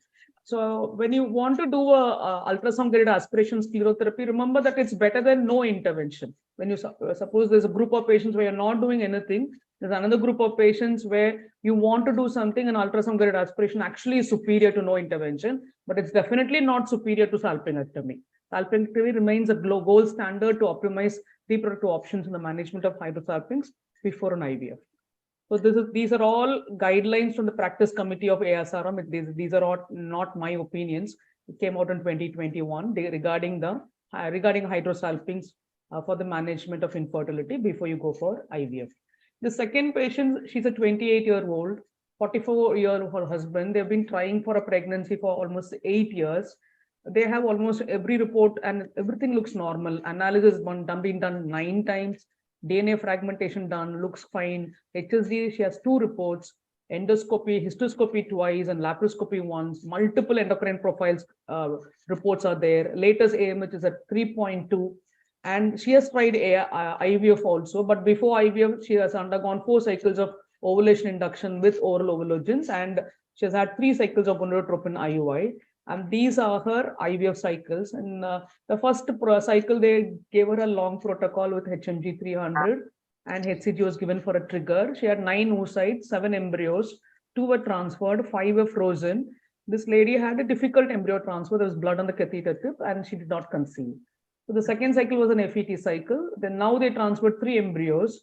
And before that, they did a pre-ART histoscopy, corrected that problem with the transfer, this thing. And the transfer was quite fine during the cycle. She had a biochemical pregnancy, and then again, she turned negative. Then the third cycle, they changed to an ANTAC protocol with REC FSH 200. REC HCG was given for the trigger. 10 oocytes, 6 embryos, 3 transferred, 3 frozen. They gave a luteal phase support, regular progesterone along with heparin now, and they did embryo transfer under GA now. Still, she did not conceive. Then now she has come to you. Would you like to opt for a fresh stimulation with an almost fresh protocol, or would you like to use the remaining embryos which are stored in another lab in the same city that you're located? You need to get an approval from the center before you do that. But still, suppose she wants that. What will be your choice? I'll start with Shilpa. This patient, will you take it as recurrent implantation failure, or a protocol should be changed? What do you think should be done? It's recurrent implantation failure. So majority of the times in young patients, especially if their married life is more than 3 years, and if they have tried these kind of attempts with IVF, and if they have been unable to conceive, so most of the times we tend to look at the oocyte quality, even if the embryo breeding is okay. No, what I'm asking is like, she's come to you for advice. So what will you advise? Will you tell her, I'm going to start afresh for you, or I will use the embryos? See, we can get the embryos transferred. So for the embryo transfer, what will be your preparation of the endometrium? Modified natural cycle, we could try. You want to try a modified natural cycle with the embryos, because you think the embryos are not a problem and it's endometrium which is the problem, right? Not necessarily, ma'am. So, but see, every embryo is like, if it is a good quality embryo, we shouldn't waste them, and we shouldn't add on to the financial burden to the patient. So already they have a embryos which are I'm not talking about the financial burden, the logic of it. Like you feel that the embryos are good enough, and that's why you're going for a endometrial preparation alone, and you're going to do a FET. No, ma'am. See, the patient as a whole, we should look at if the discharge summary, or if it says that they are good top quality blastocyst. They are saying it's top quality only. Yeah, then no need to again stimulate her. So you will do a modified natural cycle, because basically you want the endometrium to be better. Okay. Yes. Pallavi, what is your take on that? Ma'am, first, if they don't do any karyotyping before, so I will ask them before transferring embryo from other center. I want to clear all aspects, because after that they will blame on me that your transfer was not good itself. So I will ask them to do their karyotyping. Then I will do. Suppose the karyotyping shows an abnormality, like a balanced translocation or something like that. What will you do then? Then I will repeat cycle, do PGTA, then I will do ERA, endometrium receptivity array, and I will transfer ERA guided PGTA single embryo. Okay, fine. So you will use the other embryos, or you're going to go new now? New now. Because you need to do that PGTA, right? So you need to do a fresh cycle. Nilesh. Yeah, it will be PGT SR for a balanced translocation. Suppose And there's second, nothing there. I just gave that thought to Pallavi, but yeah, what are you going to do? She's going to do a karyotyping and check it out. But what are you going yeah. to do? Three failed transfers, ma'am. We need to optimize the patient. We need to find the cause. If we go by the soil, seed, and environment theory, then we check the soil, that's the endometrium. Probably check the endometrial thickness, vascularity, and the pattern. Maybe we do an ERA if we feel that the receptivity was a problem because we had So all good. you will do like a bogus cycle. You will do a, like, what do you say? Like, you want to check out like how it's happening, and so you will try out a normal cycle, like ovulation induction with a oral ovulation or something. Like, what will you do? I'm asking. No, I'll not go for a normal cycle or oral ovulations. I will Then go for okay. IVF.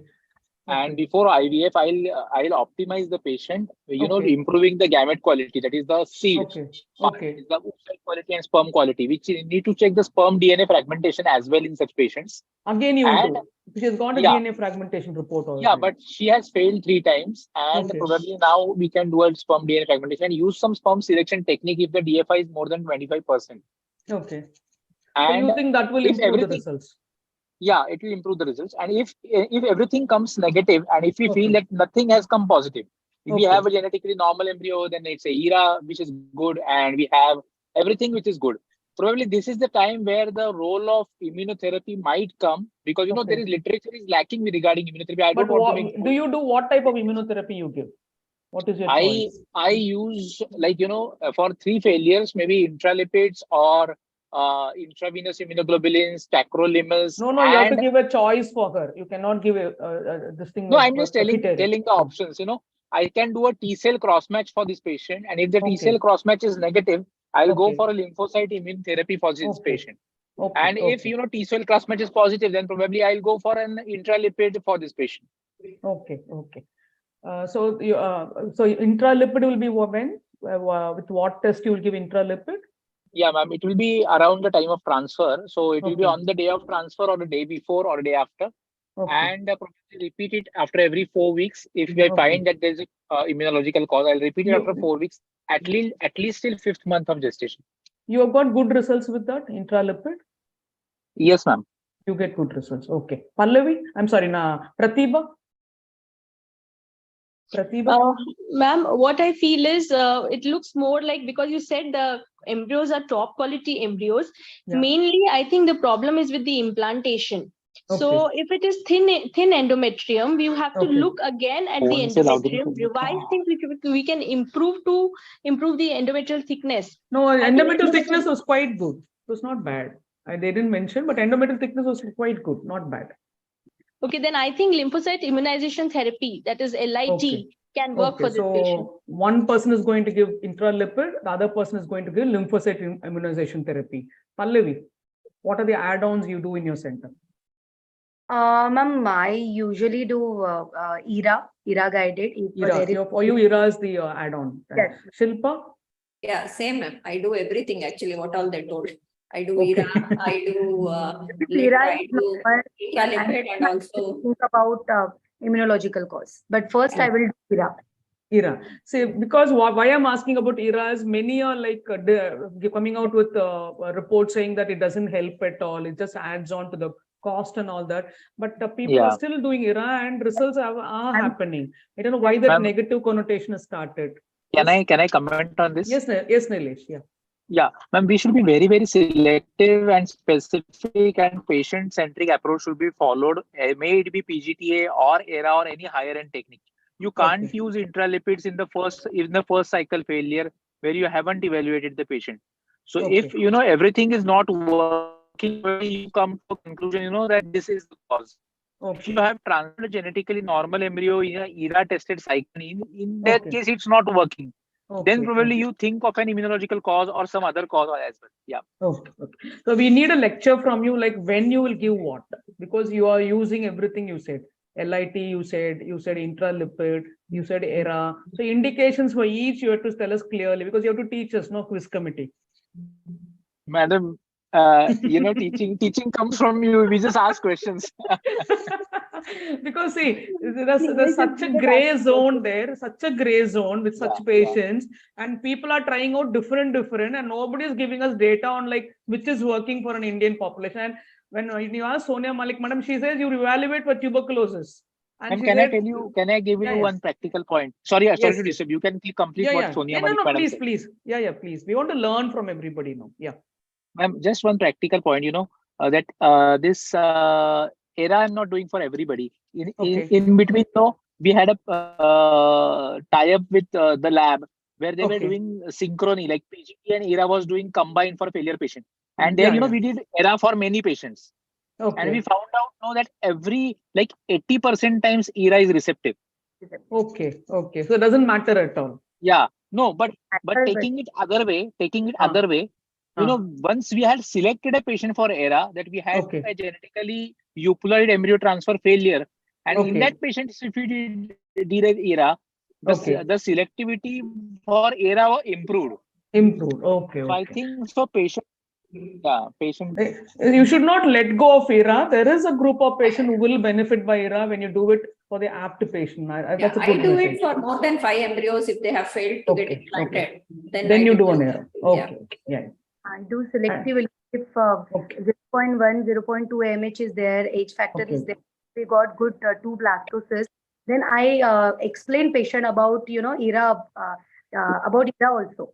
So sometime in first cycle also I do ERA guided transfer. Because you do not want to lose out on the blastocyst which is spot. It's again difficult to make such good embryos. So usually I consult patient about all the factors. Okay. So you need to individualize and tailor the treatment according to the patient. And so we have done with that. So that difficult transfer was there, no? Yes, Nilesh. You were saying something. Saying something about Sonia Malik madam's experience. Madam said, no, always rule out tuberculosis in our patients who have got recurrent implantation failure. Madam said that. Yes. And because we tend to forget that we always talk about Western literature and we forget what's happening in India. Yes. So if you have repeated failures, always rule out tuberculosis of the endometrium. And when you give AKT, many respond also. That's what ma'am said. And she said they'll have a picture of oophorytis, so it look like polycystic ovary with a thin endometrium. Then many times she said with that picture you should think about tuberculosis, because oophorytis is quite common in genital tuberculosis. So you should have that inkling, she said. So we have talked about ERA now, and regarding that difficult transfer, suppose it's a difficult transfer in the previous cycle, how will you optimize for the timing of your transfer and the method of how you're going to the transfer? Can I start with Pallavi? Yeah, difficult transfer means blood on inner, right? And she's failed also. The cycle has failed also. Okay, so basically I in such cases if endometrium is good in previous also and now also, I usually do mock ET on day 8, and I will see it's really difficult or it's it's just difficult that time, and if I find the transfer is good, then I will proceed with transfer. If will you do it under anesthesia or without anesthesia? No, it's a difficult transfer. No, without anesthesia. If mock transfer is easy on day 8, then without anesthesia. And if mock transfer is difficult, then I can. It's depend on patient and factors and other factor also. If it's adhesion is more, I will prefer to stop and I will do hysteroscopy. I will do adhesiolysis and then next cycle transfer. Or if so you will do a hysteroscopic repair of that cervical canal before you go for a transfer next cycle. Shilpa for a difficult transfer. Same, ma'am. I do hysteroscopy repair. Hysteroscopy you will do. Okay. Will you prime it with misoprostol or you straight away go for a hysteroscopy? No, straight away hysteroscopy. Okay, so it will be like a direct this thing. You don't prime with misoprostol, any of you? No. Okay. Laminaria tens? No? I've used it, ma'am, but I haven't found it to be really great. Very useful. Okay. Pratibha, you agree? No, ma'am. Wouldn't prime it with misoprostol. Why? No, why are you not priming with misoprostol? What's the problem? Misoprostol actually will cause uterine contractions, and we do not want that at the time of embryo transfer. No, you're putting under an anesthesia. You're going to put a hysteroscope inside. Where is this thing of uterine contractions?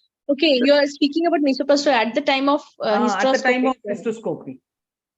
That time we can prime it with misoprostol, madam. In fact, that will be easier and it will prevent false passages. Okay. So, it will prevent false passages and will make the procedure easier. Nilesh? For a difficult transfer, Nilesh how has do just you? left for the quiz committee webinar, Okay, ma'am. okay. So I will take the take-home message from all three of you. Yes, yes. Yeah, if we do good hysteroscopy and we are, we can do adhesive lysis with scissor, then I Scissors. think, yeah, there is no need to. So, okay, I will take the take-home messages. You'll do a mock ET in the one cycle, see like how the transfer is. Would you check the fullness of the bladder to see how it affects the transfer? Yeah, bladder level is supposed to be till the fundus. Okay, and then up to the fundus. Okay, yeah, so big. yes. Okay, so you will check with the bladder fullness to see like how the transfer is. And suppose with a half, sometimes with a half empty bladder, the transfer is easy compared to a full bladder.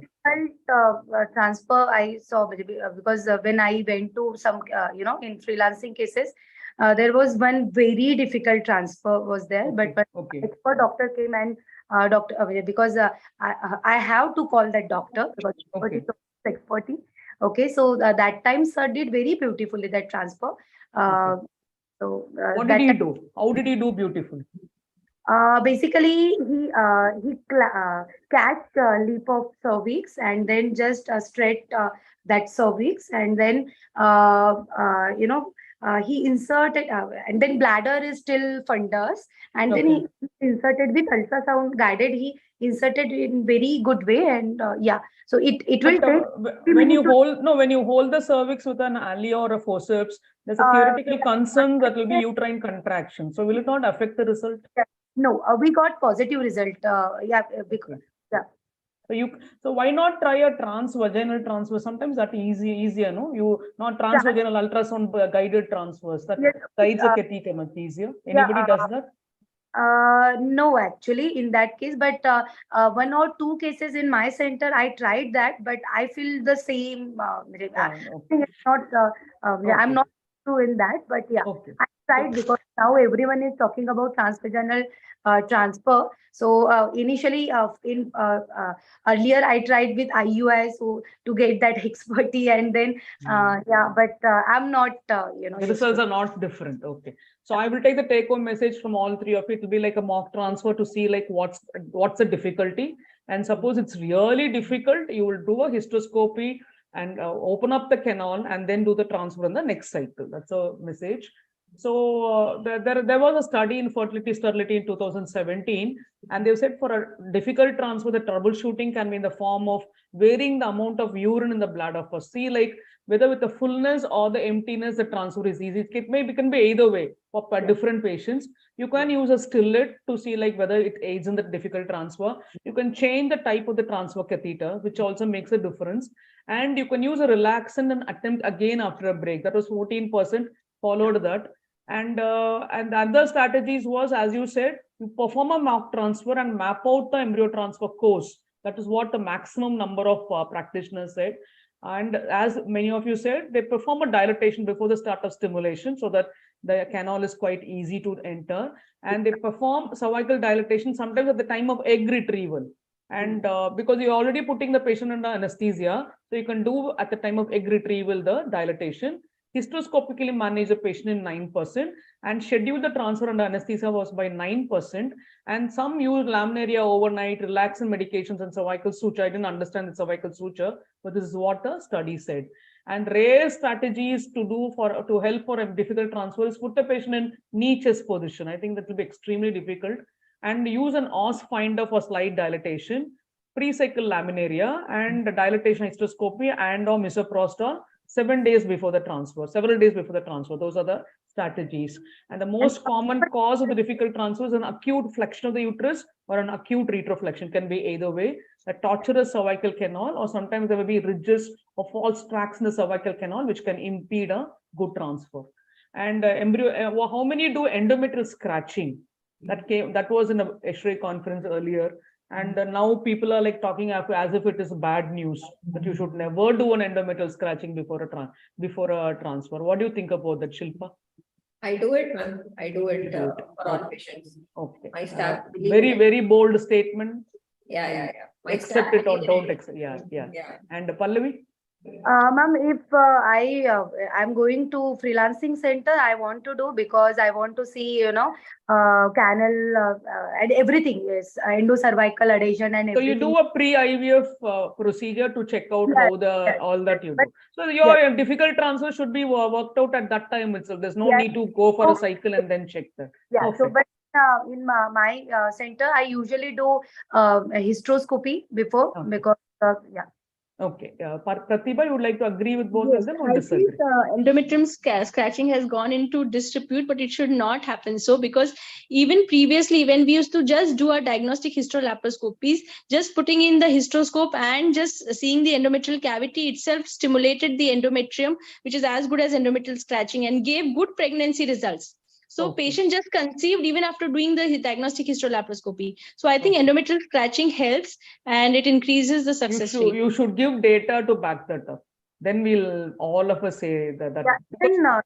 Western literature, this thing is putting us down because very simple procedures, and sometimes you, as a Pratibha said, you have had spontaneous conceptions just after a histro lab. You don't know what you did, but patients would have conceived. Palvi, you wanted to say something? Ma'am, even in hysteroscopy, I usually do hysteroscopic scratching. Okay, so that we do, yeah. So I like actually scratching. Yeah. Okay, perfect. Yes, even we do endometrial Yeah. scratching. Nilesh talked about all this. Any of you uses peripheral blood mononuclear cells, platelet-rich plasma (PRP) or GCSF before endometrial transfer? Pallavi is putting up a hand. Yeah. What do you use, Pallavi? I usually, for thin endometrium or low AMH, I usually do PRP. Suppose it's a normal. Still, for an implantation failure, will you put? I'm asking. Yeah, if hysteroscopy findings suggest less blood flow or is there, so I will do PRP. And if anyone do hysteroscopy and recurrent implantation failure on day 8, I usually like to do endometrial PRP. Okay. So I would like to differ on this. PRP is outdated. Even yesterday has sent a guideline saying that PRP for endometrium. They have said everything is useless. Everything actually. is useless. So in this woman, because the endometrial thickness is normal, even putting stem cells also may not work in this case. So I don't believe in all this because it adds on to a lot of cost to that woman, and there is no enough evidence to do this. And so you don't do any of this PRP, No. Pallavi does PRP. You said no, Pallavi. You do PRP. Ma'am, it depends on patient factors also. I usually like to see I usually do hysteroscopy. I see endometrial pattern and then I will decide. It's not like that. So you have to tell us what is that hysteroscopy pattern. Will ask you to will allow you to put that particular this thing there, material there. The endometrium is extremely thin. It's lots of adhesion is there or blood flow is less, and then I usually prefer PRP in that female. PRP. Pratibha? I have experience with GCSF, madam. I have not used PRP so much. And I feel GCSF can increase endometrial thickness in case of thin endometrium, but I don't use it routinely. For RIF, it's not necessary according to you. I don't recommend it for that. Only if it is thin endometrium, I use it. Yeah. So there are promising therapeutic options for recurrent implantation failure, and they are immune therapies. The first is the usage of peripheral blood mononuclear cells. Second is PRP, and the third is subcutaneous GCSF. And in PMBSS, you have to obtain the patient samples 3 to 5 days before the scheduled transfer. And the peripheral blood mononuclear cells are isolated, and they are infused intrauterine. And when they did a meta-analysis on RIF treatments, they found a beneficial effect of intrauterine PMBSC on both the clinical pregnancy rate and live birth rate, and that was in 2021. And when they used PRP, it was an autologous blood product, and it consists of high concentrated preparation of platelets in a small volume of plasma, and this was infused 2 days before the embryo transfer. And this also, they claim that it gives a good result. The third is GCSF. And 300 microgram of GCSF is administered subcutaneously 1 hour before a transfer. And they also reported higher clinical pregnancy rate and implantation rate. And with intrauterine infusion of GCSF, they said it does not have much of effect like the subcutaneous use. I'd like to thank all the esteemed panelists and Pratibha for the opportunity. Thank you so much. Thank you, Sharmila Madam, for that lucid conduction of the panel. We really feel very much close to you, and we feel very open while speaking to you. There are no limitations, so we can very openly talk and discuss what we are doing, what we are not doing, and know the evidence base. Yeah. Thank you so much, Madam, for conducting so lucid. Thank you, Pratibha. Thank you. I think both Thank you, Shilpa Shilpa ji and Madam. Nilesh Thank were- you, Pallavi Madam, Thank you. for joining in. Thank you so much. This AMOX infertility webinar is over. I thank all the attendees and the delegates who have taken out time and attended this webinar. I thank Mr. Sachin Amte sir and the Walter Bushnell Pharma who have been the academic partners for today and for conducting this webinar without any difficulties. Thank you so much. Thank you so much. Pratibha ma'am. Thank you, ma'am. Sharmila ma'am. Thank you, Thank you so Pallavi ma'am. Thank you so much.